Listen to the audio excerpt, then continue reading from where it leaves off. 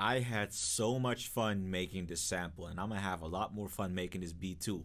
Good folks, what is up? How are you doing? This is your favorite struggling R&B producer, Valentine the Plug, and y'all are in for a treat today. Not only am I gonna show you how I made one of my dopest samples today, but we're also flipping it together to make a Bryson to type beat. At least I hope that it ends up as one. So y'all enjoy the preview, and you guys are in for a ride. Get it.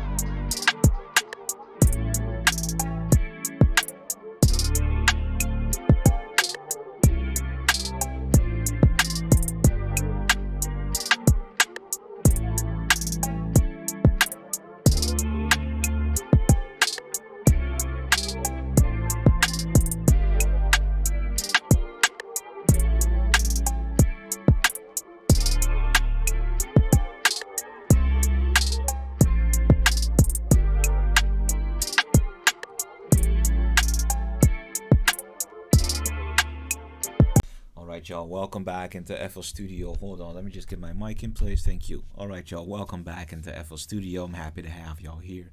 So, as with every sample, my sample starts off with a chord progression. So, let me break down the chords that I got for y'all today. We're rocking with an inverted A minor 7 chord, which transitions into a B dominant 7 chord with a doubled root and a double major third. Then, we're going into an E minor 7 chord, and that transitions into a B dominant 7 chord, only transposed up an octave. That then lands onto a G major 6th chord, and those are the five chords that I'm using for this chord progression. Nothing too special. Right after that, I went ahead, took out the trusty guitar, played exactly the same chords, and then I played them as broken chords. So what I got, with all I explained up until now, is this.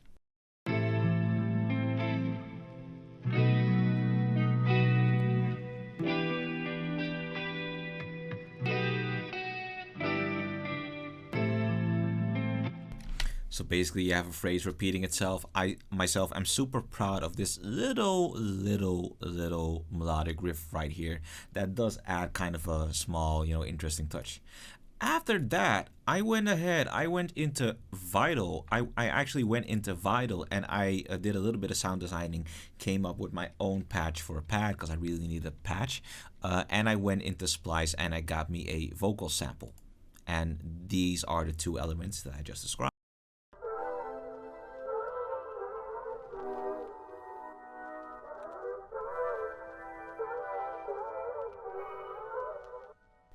So the entire sample kind of sounds a little bit like this, and this is not the end because we are still going to do a little bit of something to it. Let me just get my LA2A out of the way. I'm using that, on my voice, so don't worry about that. Cool, let's get it.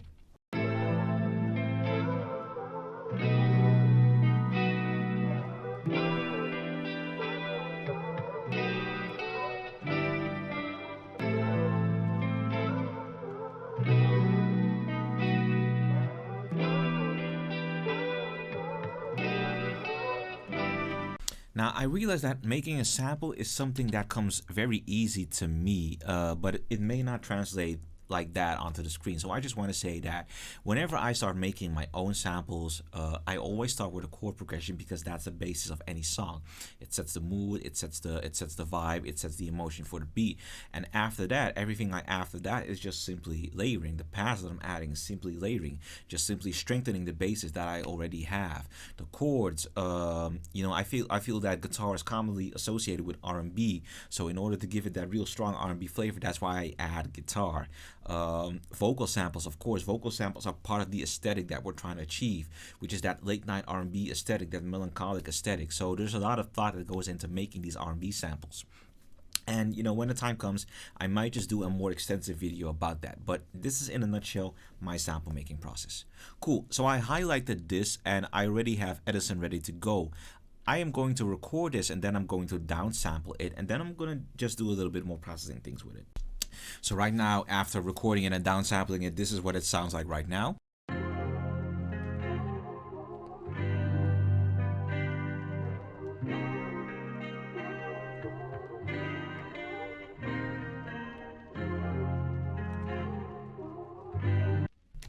and I'm just fucking loving it right now. I think it sounds amazing. So I already have a processing chain ready to go here on channel 7, which I am going to name sample right now. I got an EQ RC20 chorus and phases. I think this is an old channel that I'm no longer using, so I'm resetting that, and I am designating that as my reverb bus. I'm designating this as my delay bus. Reverb and delay are, of course, you need to have them when you're making a sample, especially a sample that you're trying to inject with some ambience. You absolutely need to have that. They're adding that spaciness, they're adding that vibe, you feel me? So we are side chaining them to the reverb track and the delay track. We are taking the mix knobs and fading it all the way to 100% because we do not need the dry signal. I want this to be pure wet signal. I don't need it to be amplified with the dry signal because that'll give me an increase in volume. I do not need that. So I am going to work on my delay first, then my reverb, and once we get back, I'll be ready to go and flip that baby.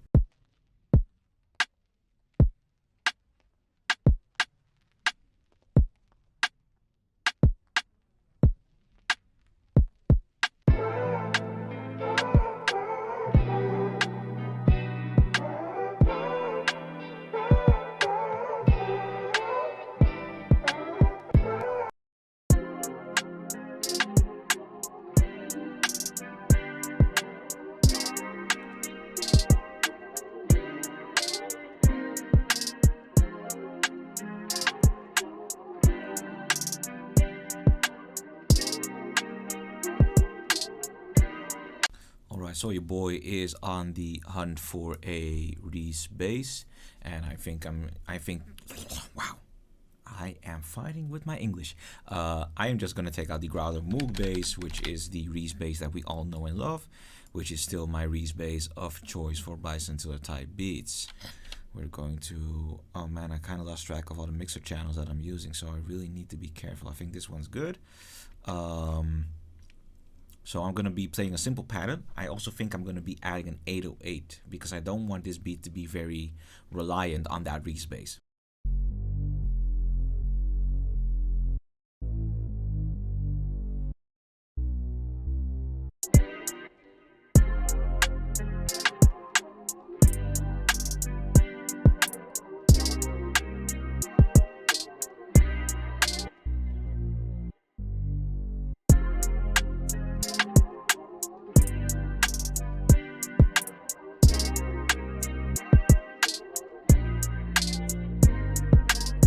Alright, but we're not done playing with the sample. We are not done playing with the sample. So there's a couple of things that I still want to do to the sample.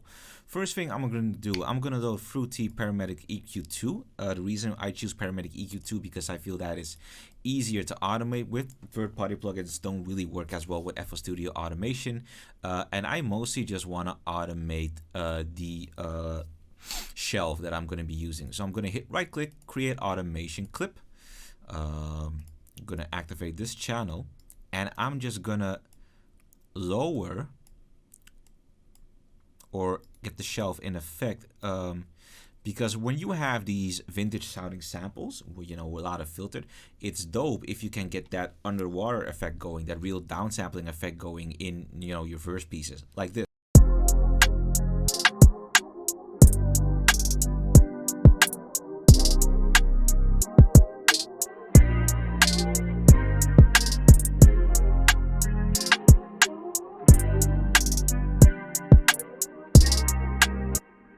So throughout the beat, I'm going to be alternating, you know, gradually fading in some high frequencies and fading them out, you know, for the sake of giving the listener the idea that there's a variation, that the sample is actually being played with. Second thing that I want to do, I'm going to get my trusty Swiss knife shaper box, of course. I'm going to be adding some volume gating to give that sample a little bit of movement, set it at 1/4.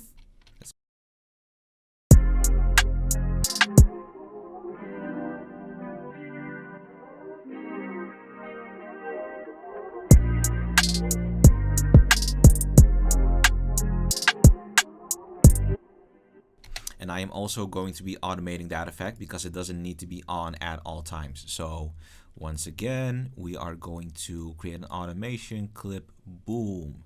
So that, oh wait, no, I'm doing it right. Boom, I want it to be on at this part. when I feel that the artist really needs that space, and I'm going to be putting it in full blast once I hit the hook. Now the beat, if you ask me, is slowly nearing completion, so there isn't much that I'm going to add. I'm just going to be stressing over a little bit of details. So I'm looking to get some quick vocal stabs here in. This one works. There's another one. I use that one a lot. That one works as well.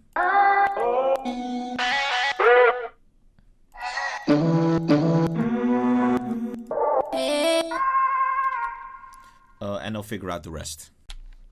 All right. So last thing that we are going to do, we're going back in time.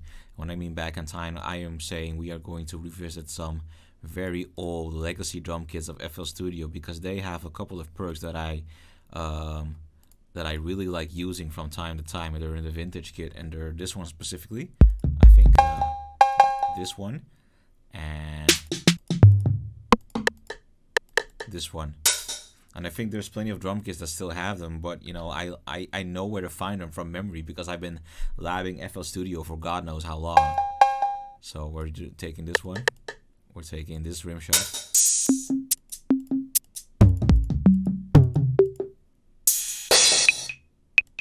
And we're taking that one. And then we're just gonna add them as perks, you know, sprinkling them on top of the drum beat just a little bit.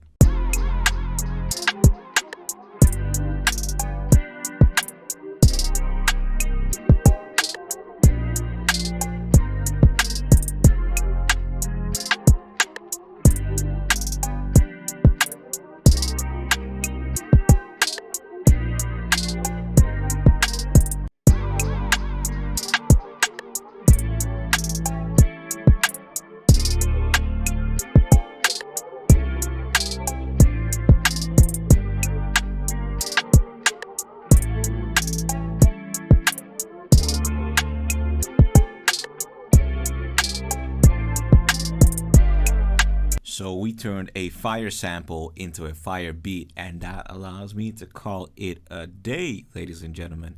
I definitely hope that y'all enjoyed watching this video. I hope you learned something, and if you didn't learn something, I hope that at least y'all were entertained. Thank y'all for tuning in this video. Y'all be easy. I'm gonna see y'all the next time. Peace.